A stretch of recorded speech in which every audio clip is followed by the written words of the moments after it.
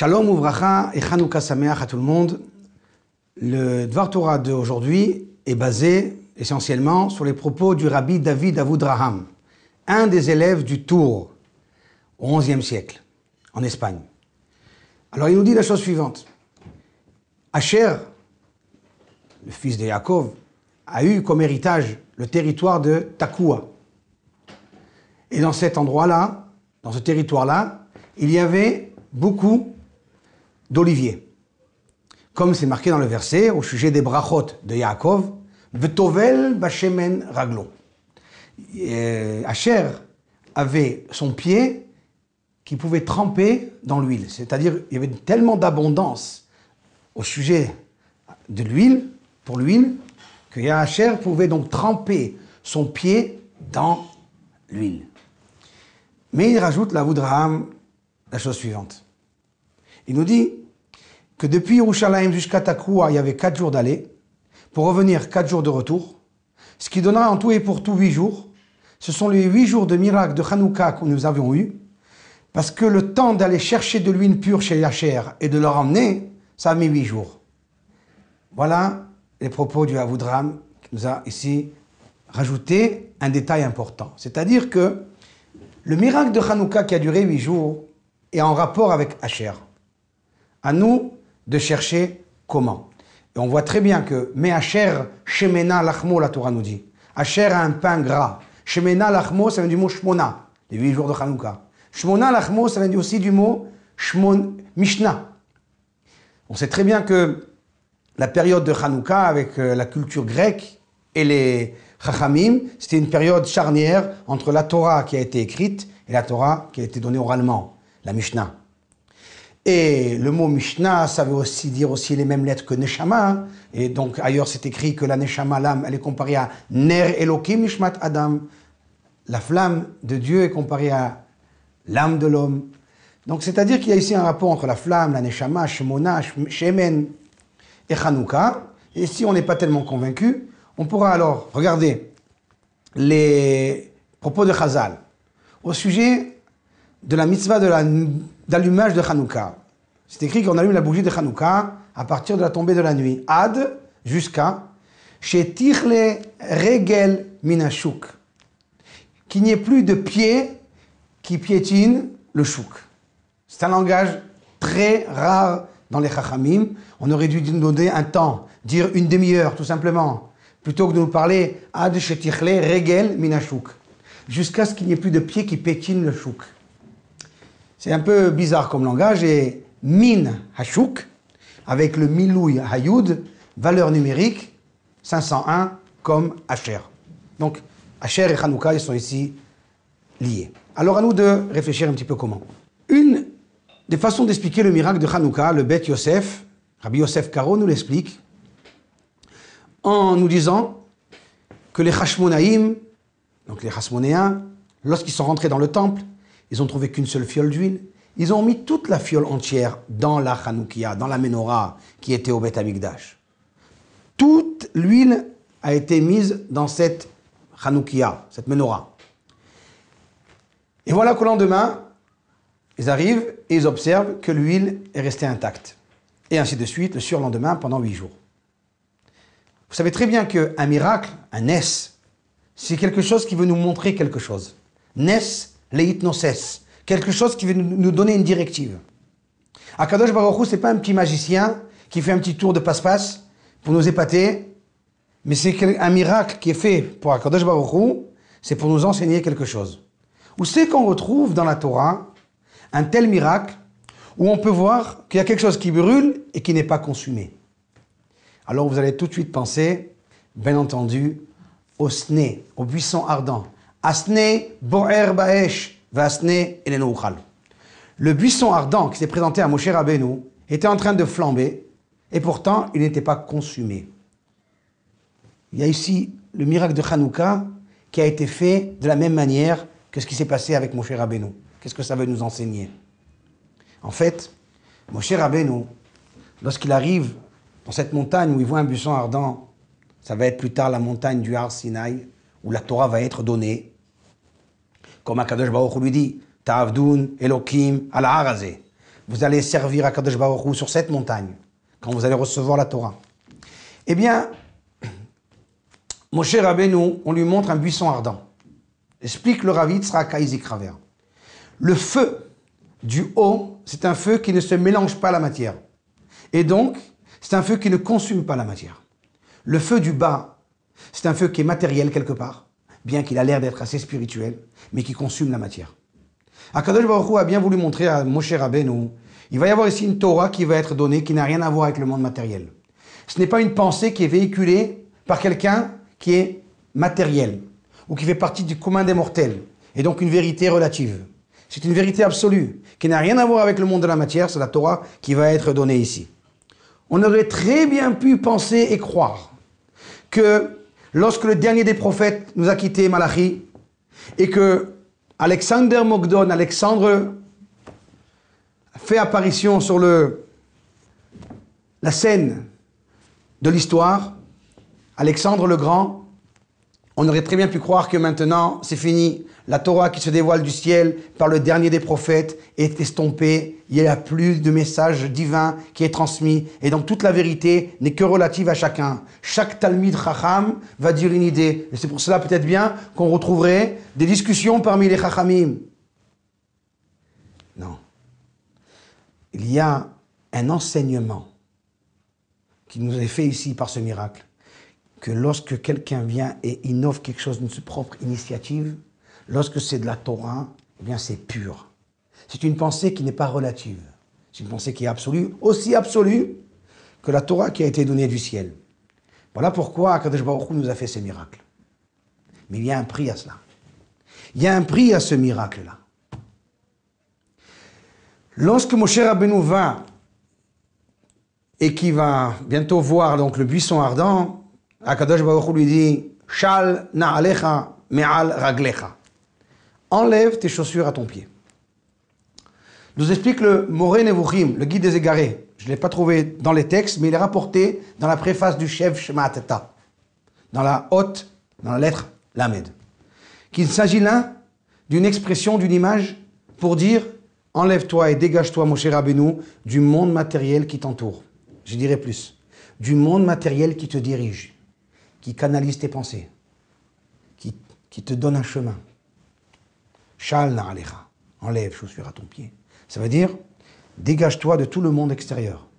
Viens et prends que la Kedusha pure. Et c'est là où tu vas recevoir cette Torah, dans cette montagne-là. Moshe Rabbeinu, on lui annonce la façon de faire pour recevoir une vraie Torah objective, et non pas une Torah subjective. Il y a une condition. Shal na'alecha me'al raglecha. Moshe Rabbeinu était à la hauteur, puisqu'il a réussi à se déconnecter d'un monde matériel, comme ce feu-là qui n'était pas matériel, qui n'était pas imbibé dans la matière. Il a réussi puisque pendant 40 jours et 40 nuits, lechem lo achalti, maim lo shatiti, il n'a ni bu ni mangé pendant 40 jours et 40 nuits. Comme pour dire, je ne suis pas assujetti au monde de la matière. C'est un grand niveau, on est très très loin de ce niveau. Mais dans l'idée, on est proche. Savoir se dégager du monde de la matière et ne pas être assujetti. Moshe Rabbeinu a réussi à l'extrême, c'est vrai. Il était capable de ne pas manger, de ne pas boire pendant 40 jours et rester vivant. C'est d'ailleurs, nos sages nous disent sur place dans le Midrash, qu'Akadosh Baruch Hu s'est dévoilé à lui dans un sné, un buisson, Samer Nun, et c'est valeur numérique 120.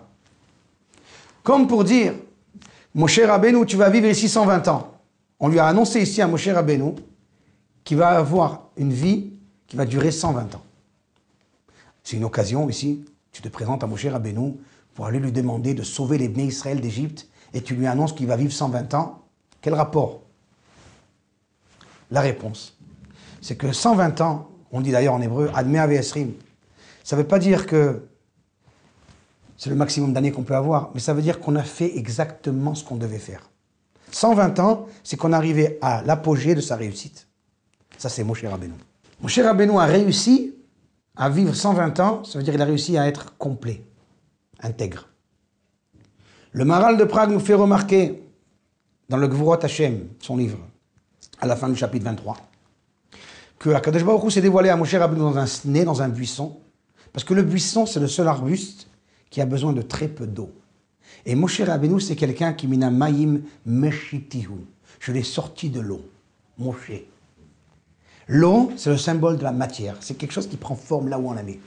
Vous la mettez sur du carré, elle devient carré. Sur du rond, elle devient rond. Elle prend forme. La Torah, ce n'est pas une pensée à géométrie variable. La Torah, c'est quelque chose qui a une soura, une forme céleste. L'eau, c'est le symbole de celui qui se laisse aller, celui qui prend forme, celui qui s'accommode à la société et qui accepte tous les axiomes, les postulats imaginables. Moshe Rabbeinu Seminamaim Eshitius est sorti de l'eau. Toi, sache que grâce à cette mida, ce trait de caractère, je me dévoile à toi et tu auras toi la Torah. C'est toi qui vas transmettre la Torah.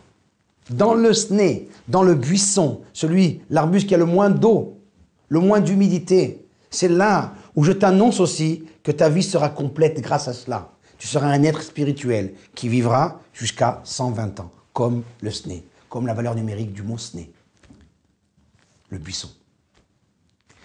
Ça, c'est Moshe Rabbeinu. D'ailleurs, quand il termine sa vie, la Torah nous dit, Moshe Rabbeinu, lo cha'ata eno, lo naslecha. Son œil n'était pas faible.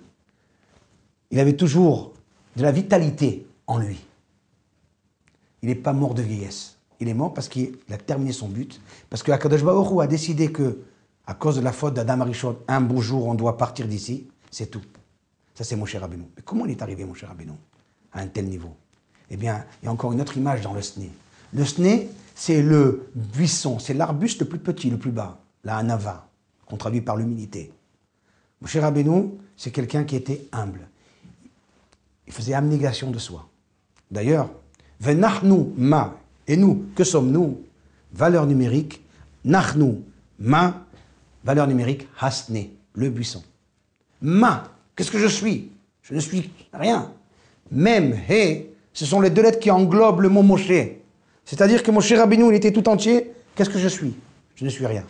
Cette abnégation de sa personne, ce bitul atzmi, cette anava, cette humilité, va permettre à Moshe Rabbeinu d'accéder et de recevoir un monde spirituel, une idée spirituelle qui s'appelle la Torah, et de la transmettre plus tard. Le Nefesh HaChaim nous dit qu'un ustensile, plus il a les parois épaisses, moins il peut contenir. Plus ses parois sont fines, plus il peut contenir.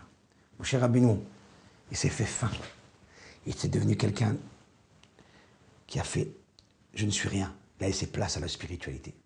Si on est quelqu'un, je dirais, si on aborde la Torah avec ses gros sabots, c'est le cas de le dire, avec tout son monde matériel et tous ses axiomes et ses postulats et ses préjugés, alors on a du mal à recevoir la Torah, il y a raison de plus à la transmettre. Si anachnu ma, nous sommes quoi? Rien.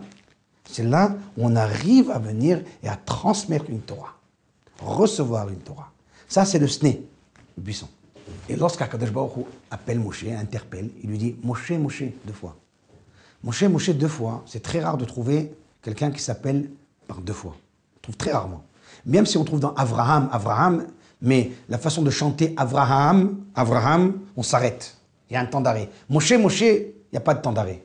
Il nous dit le Nefesh HaChaim, parce que Moshe, c'est le même qui est ici, c'est le même qui est en haut. Le Moshe, le projet divin de ce qui devait être, il va même le réussir ici-bas. C'est le même Moshe. Moshe Baolam Hazeh, Moshe Baolam Haba, sans aucune mechitza, aucune interruption, rien qui diffère. Copier, coller, copie conforme. Ça, c'est Moshe Rabbeinu. Ça, il a réussi grâce à l'humilité.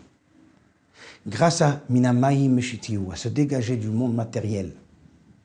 On ne peut se dégager des idées matérielles, d'une vérité qui est relative, que si on arrive à être humble, à s'oublier, à ne pas penser qu'à son moi.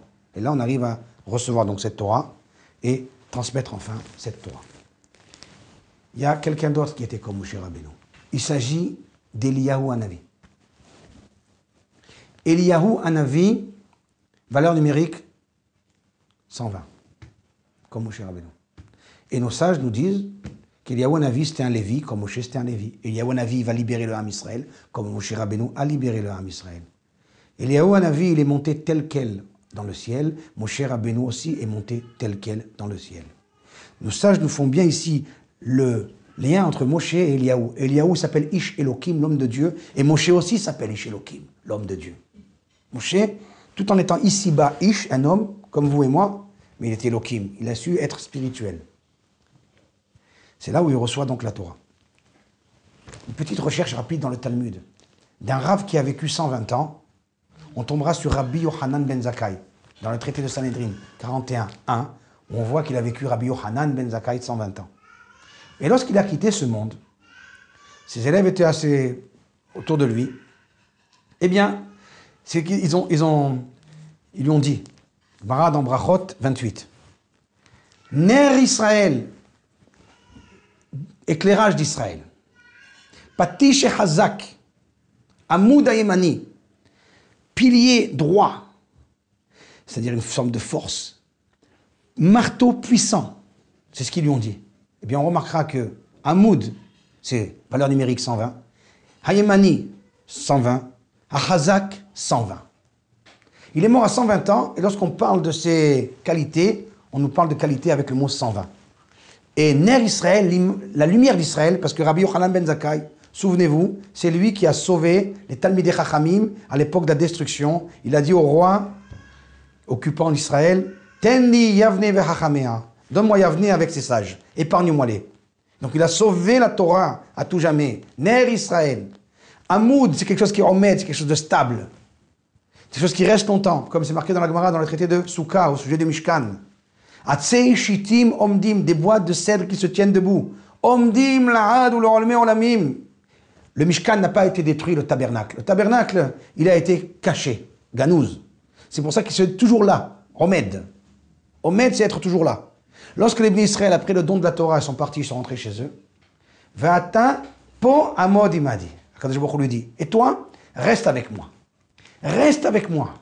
Mon cher Rabbeinu est resté un être suprême, un être spirituel. Il est resté avec Akadosh Baruch Hu, Ish Elohim, grâce à donc l'abnégation de sa personne.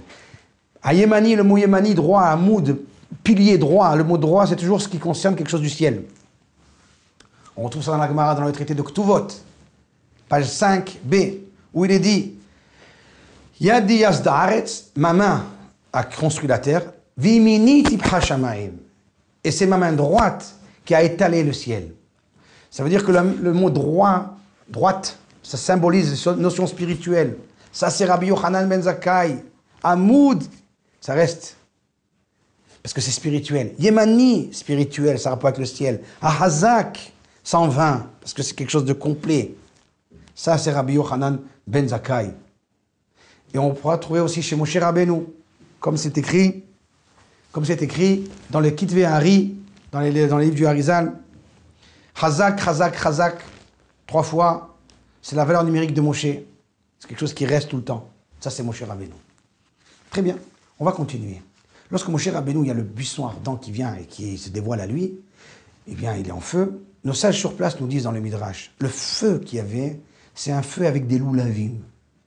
Avec des loulaves. Vous savez, cette branche de palmier qu'on prend en Soukot, eh bien, le feu qu'il y avait là-bas, c'était un feu avec des loulavim. Ma'alé loulavim. Qu'est-ce que ça veut dire?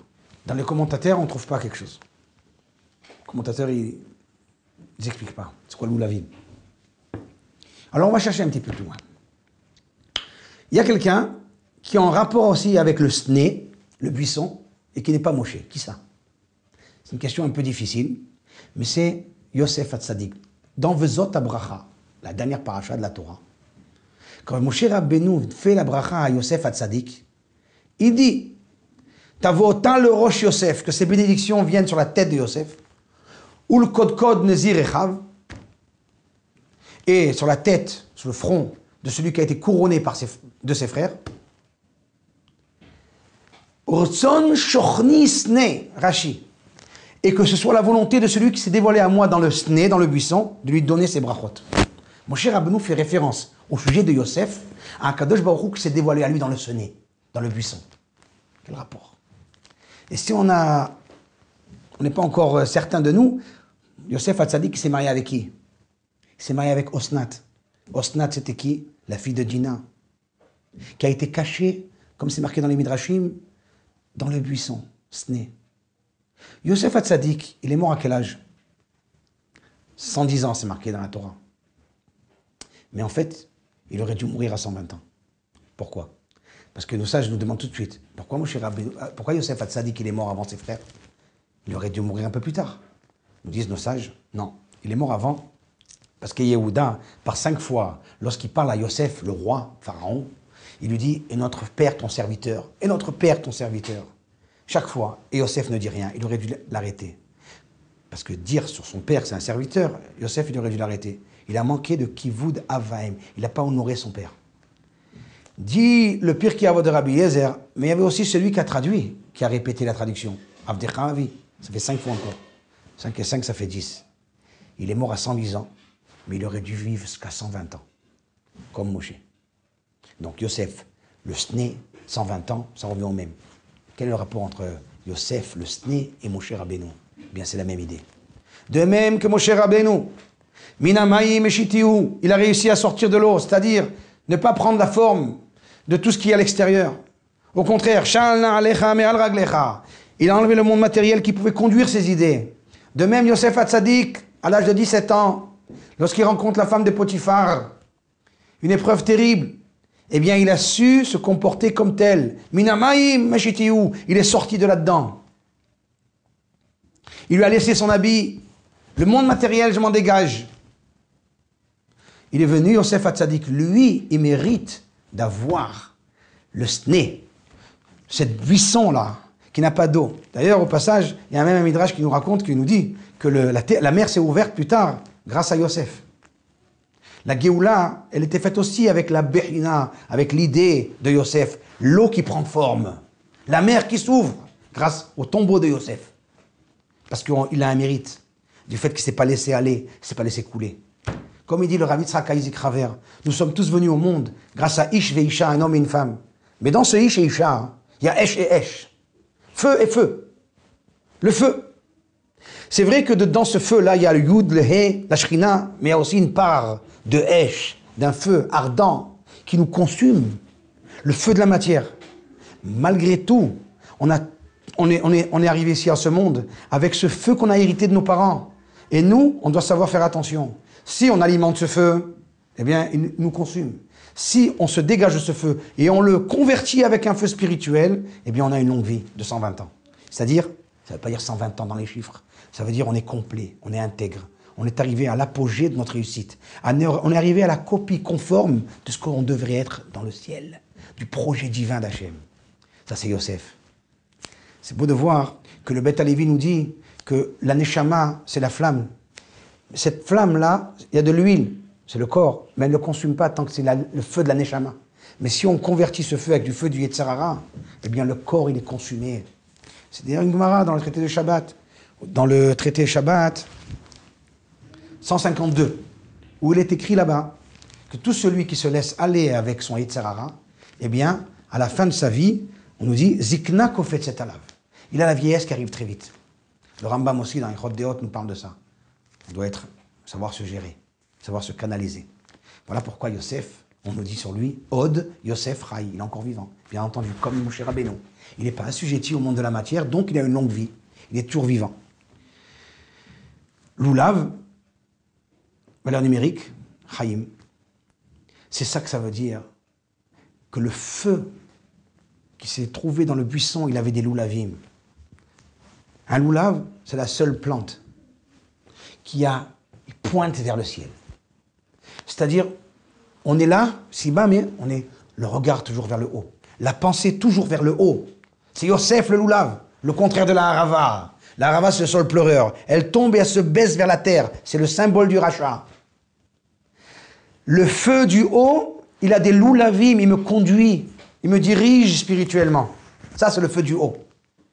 Et voilà pourquoi on se trouve aussi dans le Hamoud, Esh, l'Aïr Lahem, l'Antrotam Aderer, la colonne de nuée qui dirigeait le Ham Israël. On est dirigé par le haut. Le mot Hamoud, c'est aussi Gemataria, valeur numérique bien sûr, Asné. Le Sné, c'est exactement la même chose. Donc, c'est exactement ce qu'on trouve dans les paroles de nos sages qui nous parlent de Hamouda de Noura, une colonne de feu qui vient de la terre qui arrive jusqu'au ciel. Certains Chachamim ont le mérite de voir cela, de vivre cela et d'être comme cela. Ils sont dirigés dans leur pensée et dans leur être par le monde céleste. C'est Yosef, le tzaddik, le loulam, c'est Moshe Rabbeinu. Ça, hein, c'est une chose. Donc on a ici la jonction, l'addition de Yosef et de Moshe pour créer une Géoula. La Géoula, elle va venir par Moshe et par Yosef. Les deux ensemble, se conjuguent. Les deux, c'est le sné, le buisson. Les deux, c'est 120. La pierre qui était dans le Choshen, dans le pectoral qu'il y avait sur le Kohen Gadol, la pierre qui appartenait à Yosef, elle s'appelait comment? Shoham. Avenue Shoham. Shoham, c'est une pierre, la pierre de Shoham, c'est les lettres de Moshe. Le Mishkan que Yosef avait, c'est le Mishkan de Shiloh. Shiloh, valeur numérique, Moshe. Donc c'est exactement toujours la même chose. Donc Moshe, Yosef, c'est la même chose. Mais qu'est-ce qui va les coller? Qu'est-ce qui va les juste apposer les deux, les additionner? On a besoin d'un troisième élément pour les coller ensemble, c'est Asher. Qui a dévoilé à Moshe Rabbeinu où se trouvait le tombeau de Yosef? C'est Asher. Et le Chida Kadosh nous fait remarquer que la valeur numérique de Moshe et de Yosef, c'est valeur numérique 501 comme Asher. Asher, c'est lui qui va coller, rencontrer, additionner la force de Yosef et la force de Moshe. D'ailleurs, le Rabbi Tzadok HaKohen, dans le Rosh Chodesh Shvat, nous fait remarquer que lorsqu'Asher a été béni, on a dit, dans le verset, Asher Yoshev le Chof Yamim. Asher habitait dans Chof Yamim. Chof Yamim, c'est au bord des mers, au pluriel. Il nous dit le Rabbi Tzadok HaKohen, la mer d'en bas, c'est Moshe, qui est Minamayim Eshitiou. Il a été, de manière assez naturelle, dès son jeune enfance, tiré de l'eau, puisé de l'eau, et la mer d'en haut. Maintenant, c'est Yosef HaTzadik. C'est-à-dire, chacun a su faire sa avoda personnelle. Yosef, il a fait toute seule, il n'a rien reçu. Moshe l'a reçu. Mais Chof Yamim, il habite au bord des mers au pluriel. Il y a deux eaux, l'eau d'en bas et l'eau d'en haut. Ça, c'est Asher et Yosef. Donc, Asher ici, qu'est-ce qu'il reçoit comme bracha? Mais Asher, Shemena Lachmo. Asher, il a un pain qui est gras. Nous dit le Zohar Kadosh, il s'agit là de la manne. La manne, c'est le pain qui est spirituel. C'est le pain qu'on mange ici-bas, tellement matériel, mais qui est pourtant tellement spirituel. Ça, c'est la manne. Pour se souvenir de la manne, qu'est-ce qu'on fait, nous? On mange le lechem mishné, les deux pains Shabbat. Pour se commémorer la manne. Comme pour dire que dans ce monde matériel de 6 jours de travail, qui sont tellement obscurs, on a un jour qui s'appelle Shabbat. Dans ce monde de Shabbat, qui est tellement matériel, le pain, eh bien, il y a quelque chose de spirituel. Ça, c'est Asher.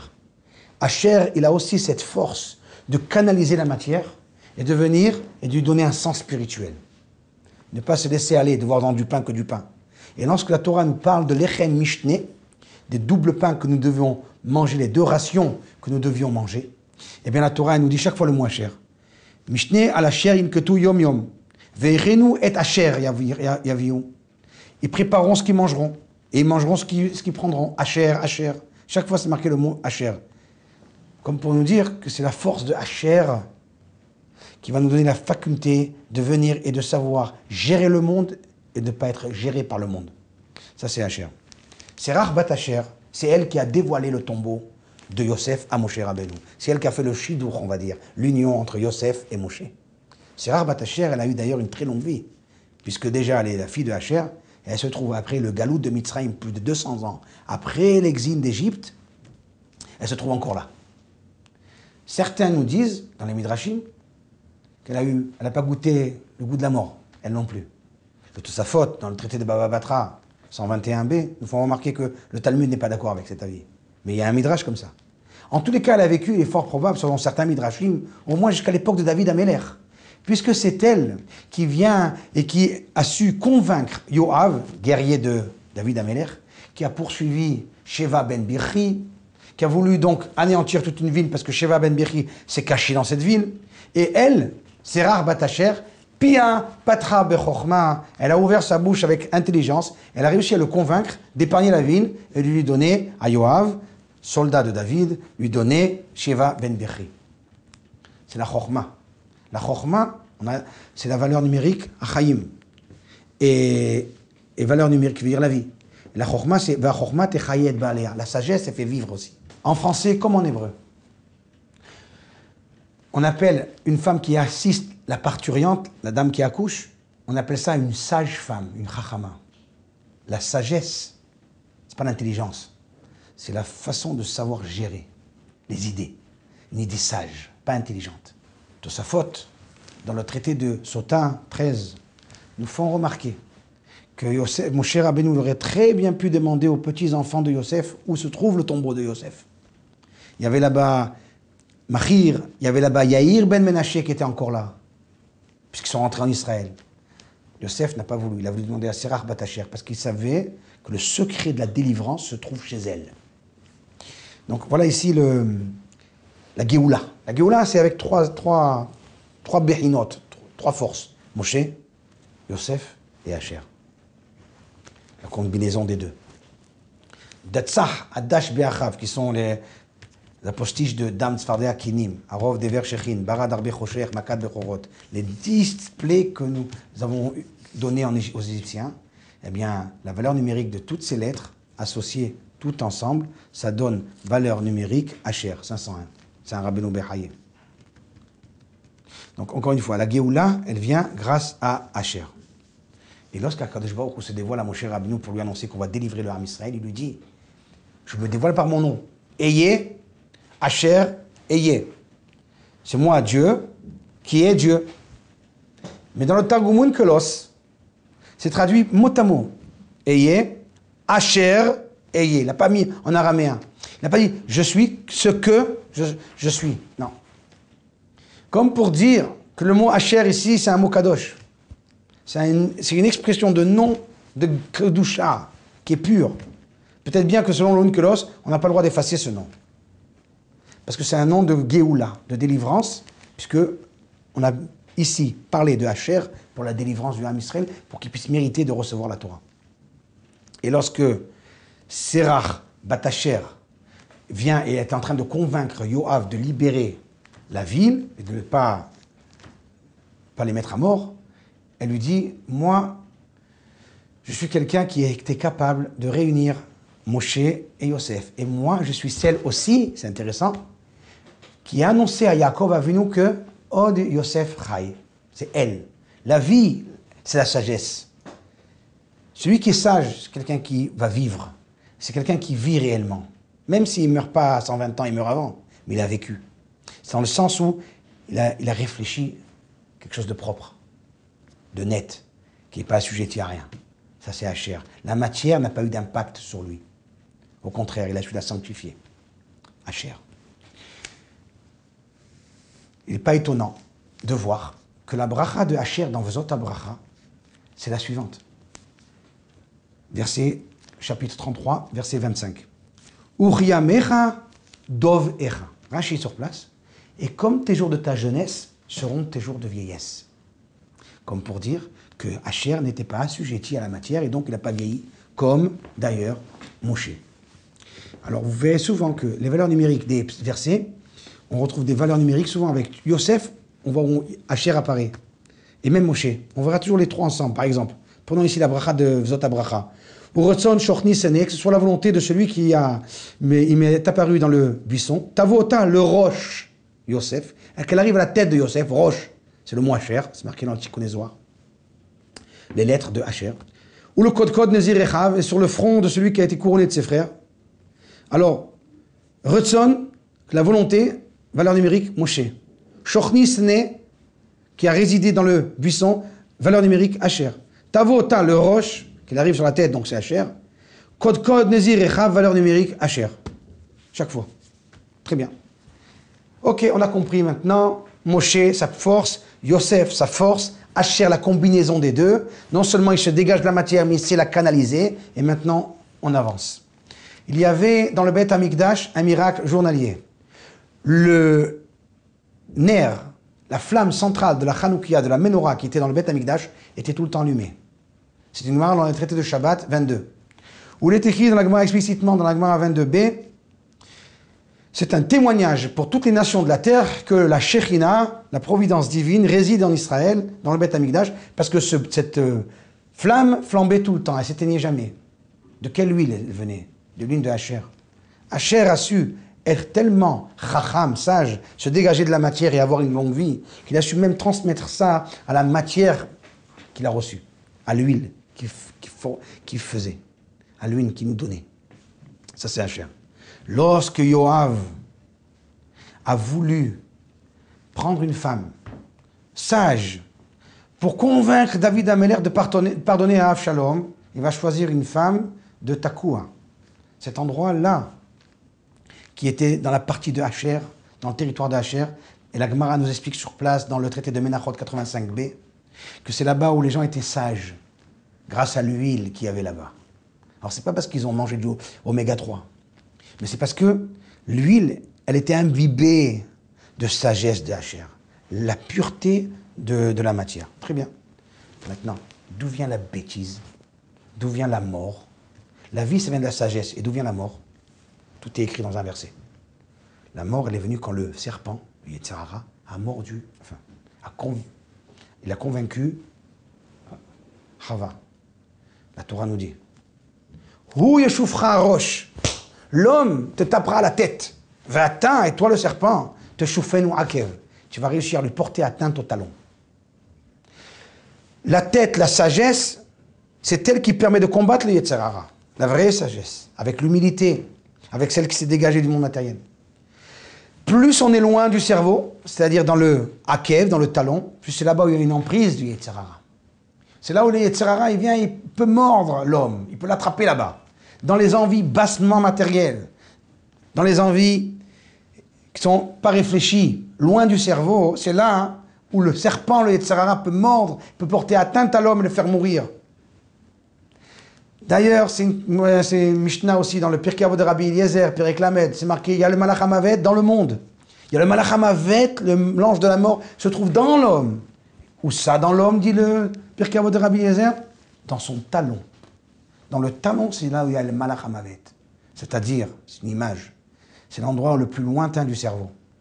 Il y a même un Tosafot dans le traité de Nazir qui nous fait comprendre, dans le traité de Nazir 51a, que le talon, c'est l'endroit qui est tellement bas qu'il est même sec. Il n'a pas de vivacité. C'est pour ça que peut-être la Gemara envisage de dire que ce morceau de chair là-bas, dans le talon, il ne rend pas impur un Kohen qui toucherait. Il ne rend pas impur. Il n'est pas impur. Parce que l'homme porte en lui déjà la mort en lui, dans le talon. Et là, Yaakov, le Yud, la Chokhmah, la sagesse, Ekev, dans le talon. Ça, c'est Yaakov. C'est pour ça que Yaakov Avinu, l'Omet, il n'est pas mort. Il n'était pas assujetti à la mort. C'était un être spirituel, complètement spirituel. Jusqu'au talon. C'est pour ça que Asher, Tovel Bashemen Raglo, il va tremper son pied, c'est-à-dire les particules de son corps les plus lointaines du cerveau, les envies matérielles les plus basses. Eh bien, lui, il va leur donner une sagesse. Il va savoir les diriger. Tovel, c'est la bracha de Asher, Bashemen dans l'huile, Raglo son pied. Il va imbiber son pied de vivacité, de chokhmah. Ça, c'est l'attribut de Asher. Voilà pourquoi le Shemen, c'est la Neshama, le Shemen, c'est la Mishnah. C'est-à-dire que c'est quelque chose où quelqu'un arrive à réfléchir de lui-même, par lui-même, grâce à sa sagesse. Ça, c'est Asher. Mais Asher, Shemena Lachmo, le pain, c'est la manne. Il va réussir à prendre la manne. Il va réussir à prendre quelque chose qui est matériel, considéré comme du spirituel. Le lechem mishné, les 2 pains de Shabbat, c'est du pain spirituel, c'est comme la manne. La manne, c'est quelque chose qui est matériel ici-bas, mais qu'en fait, qui est un pain spirituel. Ça, c'est Asher. Il arrive à jongler entre les deux. D'ailleurs, chaque fois que vous verrez dans la Torah, où on parle de Shemen, vous verrez qu'on parle de quelque chose de Tmidi, d'éternel. Shemen Amishra, l'huile d'onction. La Gemara dans le traité de Kritout, page 5b, nous dit que c'était une huile qui ne se terminait jamais. L'huile d'onction. L'huile que Yaakov Avinu, après avoir dormi sur les pierres, il a mis, c'est marqué dans le verset, Vayitzok Shemen al Rosha. Il a mis de l'huile sur la tête de la pierre. Il a pris le monde matériel, ce qui pouvait être le plus élevé du monde matériel, il a mis là-bas de l'huile. Kadosh Baruch Hu nous dit, continue, et il fait ce qui est marqué dans le Midrash, rapporté dans le Rabbeinu Bechaye. Il a sorti son pied du ciel, son pied droit du ciel. Le pied droit, c'est-à-dire, c'est l'endroit chez Hachem, Kaviachol, entre guillemets, bien sûr, qui est le plus matériel possible et imaginable pour qu'il puisse descendre ici-bas. Il a écrasé cette pierre. Il a enfoncé jusqu'au fin fond de la terre. Et là, cet endroit-là, ça va être le Beth Amikdash. Cet endroit-là s'appelle Luz.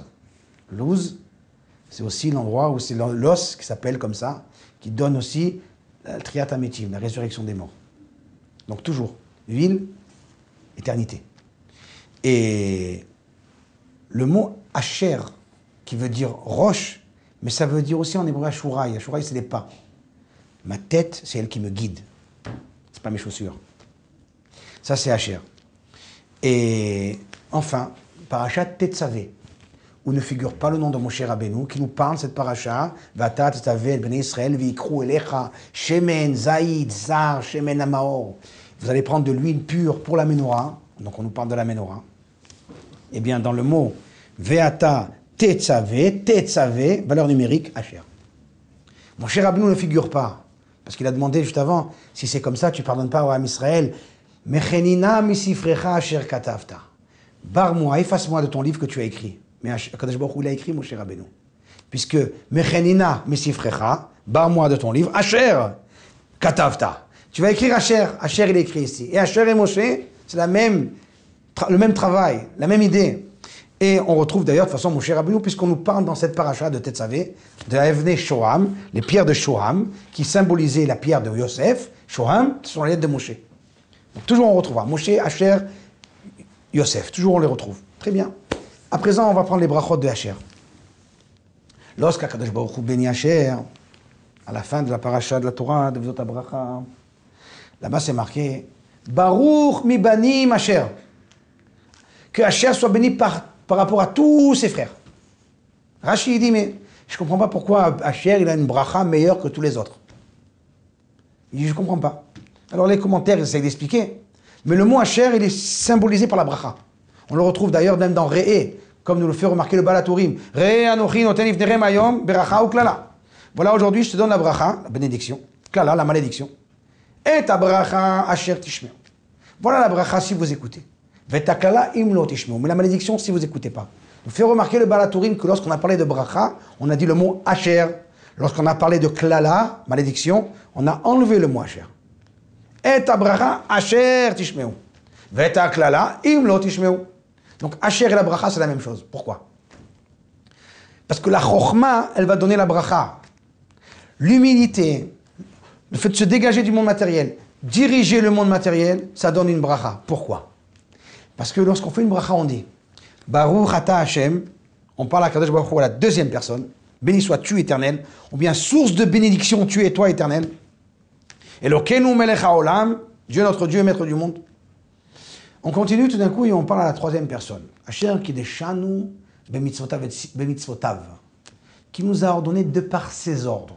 On lui parle tout d'un coup à la troisième personne. Alors il faut savoir, ou tu parles à Kadosh Baruch Hu à la deuxième personne tout le temps, ou tu parles à la troisième personne tout le temps. Mais tu ne peux pas faire une bracha, moitié deuxième personne, ata, d'autre moitié, troisième personne. Mitzvotav, c'est mitzvot. Les Rishonim parlent déjà de ça. Ils ont dévoilé très peu, on a du mal à comprendre ce qu'ils ont voulu dire. Le Ramban, dans la fin de Parashat Beshalach, chapitre 15, verset 26, le Rashba dans le Responsa, 5e tome, Responsa 52, et enfin, le Nefesh HaChaim, Rabbi Chaim d'Ivologine, ce qui est beaucoup plus proche de nous, on arrive un peu mieux à comprendre, il nous dévoile dans le Sha'ar Bet de son livre, à la fin du Pérek Gimel, il nous dit la chose suivante. Akadosh Baruch Hu, il a deux aspects avec nous. Il a un aspect caché et un aspect dévoilé. À nous de le dévoiler dans le caché. On a toujours ce lien avec Akadosh Baruch Hu. À la fois, il est de partout, mais à la fois, il est nulle part. À la fois, il est omniprésent, transcendant, et à la fois, il est immanent. Ça veut dire, on ne le voit plus. Cette difficulté-là, elle est exprimée dans la bracha.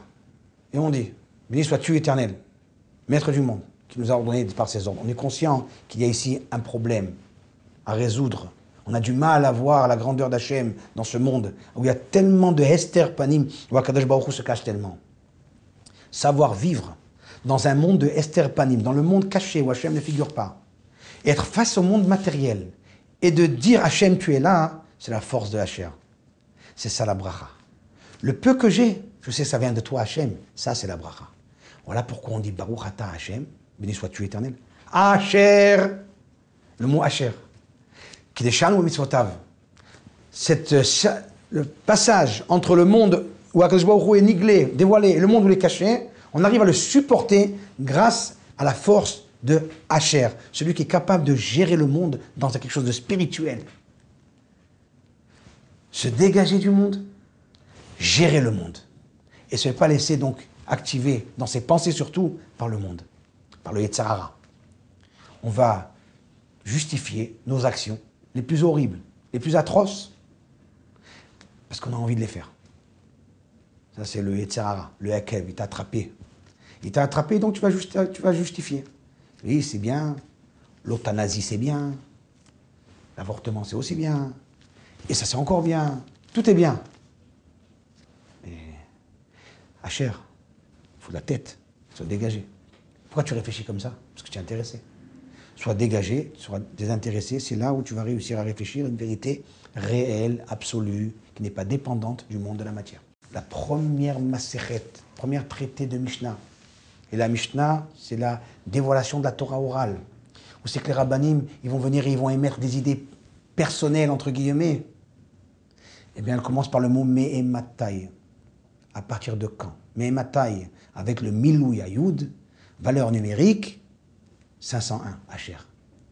La Torah orale, c'est cette force dans un monde où Akadosh Baruch Hu ne se dévoile plus, il n'y a plus de prophètes, il y a même les Grecs qui sont en train de nous embêter avec leur culture. Eh bien, nous, on arrive à se poser des questions. Mais Matai, à partir de quand? On fait le Kriyat Shema.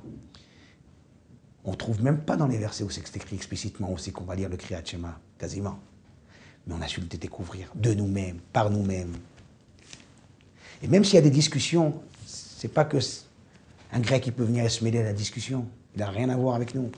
Parce que la Mishnah, c'est une transmission orale qui est dégagée d'un monde matériel. Et c'est pour ça que ça s'appelle aussi bracha, c'est la bracha. C'est la bracha. Très bien.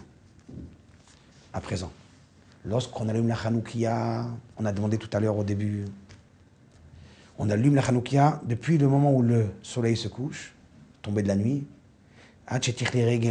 jusqu'à que le régel, le pied, ne piétine plus le chouk. On a demandé, mais c'est quoi cette façon de parler? On n'avait qu'à nous dire une demi-heure, 3/4 d'heure. C'est quoi cette façon? Le mot régel dans le Shara Kavanot du Harizal, on dirait bien que c'est jusqu'à ce que la fête se termine, les régalim. Shalosh régalim. D'ailleurs, dans le Levouche, c'est écrit, un commentaire ilchatique, qui rapportait dans les Sfarim de Halakha même, que pendant l'heure de l'allumage, la demi-heure de l'allumage, eh bien c'est comme un Yom Tov, c'est comme un régel. On ne peut pas faire de travaux, surtout pour les femmes. Parce que le miracle, il est venu grâce à elles. C'est donc qu'il y a ici un régel, une fête. Qu'est-ce que ça veut dire régel? Régel minachouk. En fait, on est dans un monde obscur, un monde où le soleil se couche, où la nuit tombe. Et nous, on veut éclairer, on veut voir le miracle, on veut voir la lumière. On peut la mériter. On peut mériter cette lumière. Mais il y a une condition. Shalna alecha me'al raglecha. Enlève ta chaussure à ton pied. Où c'est que les Hashmonaïm, ils ont enlevé leurs chaussures à leurs pieds? Quand ils ont fait Messirut Nefesh. Ils sont venus, ils se sont donnés corps et âme pour délivrer le Ham Israël de l'occupation grecque. 52 ans d'occupation grecque. Ils viennent, les Hashmonaïm, ils font Messirut Nefesh. Vaut mieux mourir que de vivre dans des conditions pareilles. Ça, c'est la force des Hashmonaïm qui peut donner un mérite, de mériter un miracle. Tu peux mériter la lumière qui reste allumée. Tant qu'il y a des pieds qui piétinent le chouk, sans chaussures. C'est-à-dire que dans le monde, on n'est pas véhiculé par des chaussures, par un monde matériel, mais on est véhiculé par notre propre pensée. Mais il y a un sacrifice pour cela. Le sacrifice, c'est de Messirut Nefesh. Comme Avraham Avinu, Shalna alecha me'al raglecha. Si déjà on parle de sacrifice, on peut parler aussi dans cette même montagne où c'est qu'Avraham Avinu il a apporté Yitzhak, la Akedah, il a sacrifié son fils dans cette même montagne. Haramoria. Ici, on nous dévoile la façon d'obtenir un miracle. Regel, Minachouk, là tu vas mériter une fête. Le Regel et Regalim, c'est lorsqu'on reçoit de la Gdusha de cette fête. On s'imbibe de Gdusha. On monte au Beth Amikdash avec des chaussures. Mayafu pa'amayich bane'alim bat nadiv. Combien tu es belle fille d'Israël, lorsque tu montes avec tes chaussures pour venir au Beth Amikdash, mais lorsqu'on arrive au Beth Amikdash, on enlève les chaussures. On marche pieds nus là-bas. On est véhiculé par rien. Et là, on régale, on reçoit la Gdusha qui nous pénètre par l'endroit le plus lointain, le plus loin du cerveau, le plus loin de la réflexion. Dans les envies les plus bassement matérielles, c'est là où elles vont être sanctifiées. Tovel, Bachemen, Raglo. Ça, c'est Asher. Asher, c'est celui qui a su être dans l'obscurité, voir la lumière, dans le matériel, voir la lumière d'Hachem, du monde. Faire une bracha, voir Hachem dans quelque chose qui est matériel. On m'offre un verre d'eau, j'oublie pas Hachem, je pense à lui, je lui parle même à la deuxième personne. C'est vrai que je vis dans un monde caché, donc je terminerai ma bracha par une troisième personne. Mais je le vois, et ça c'est la bracha. On est heureux de ce qu'on a, on est content de ce qu'on a. Voilà pourquoi Asher, c'est marqué dans le Hida Kadosh, dans le livre Shem Agdolim. C'est un livre que le Rabbi Haïm Yosef David Azoulay a écrit. C'était un rave il y a 250 ans, à Yerushalayim. Il nous dit que le Hatid Lavo, dans le monde futur, un homme arrive en haut et on lui dit, il appelle chacun des Shvatim, Reuven, Shimon, Levi, venez m'aider. Sortez-moi d'ici, je vais aller au Geinom pour les avérotes que j'ai fait.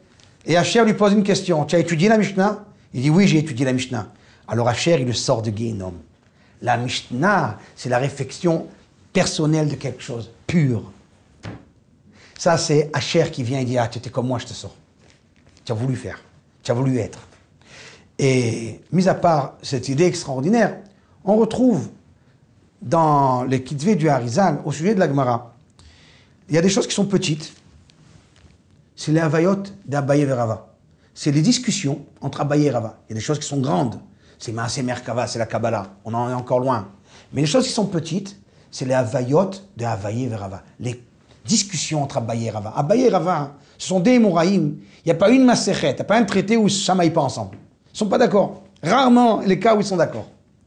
Eh bien, on aurait pu croire qu'en étudiant ça, on perd son temps. Parce que ce n'est pas la volonté de Dieu. Lui, il dit comme ça, il dit comme ça, non. Il dit le Harizal Akadosh, lui-même, dans le Shara Kavanot, que Havayot, ça veut dire Havaya, le nom de Dieu, le nom de la création de Dieu. Même dans Abaye et dans Rava, dans des discussions de monde matériel. Ma vache, elle a encorné. J'ai endommagé, ma poule, elle a endommagé. Même dans des choses qui sont purement et simplement matérielles. Combien je dois? Qu'est-ce que je dois faire? Dans ces discussions-là, eh bien, il y a ici la découverte du nom de Dieu. D'ailleurs, la valeur numérique de Abaye et Rava, c'est la valeur numérique de Oravaya. La lumière de la création du mot de Dieu qui a créé le monde. Ça, c'est Asher. Ça, c'est la discussion de nos sages. La lumière qui vient et qui ne s'éteint pas. Le miracle de Hanouka. Voilà pourquoi le miracle, bien entendu, vous comprenez, il était donné pendant 8 jours grâce à Asher.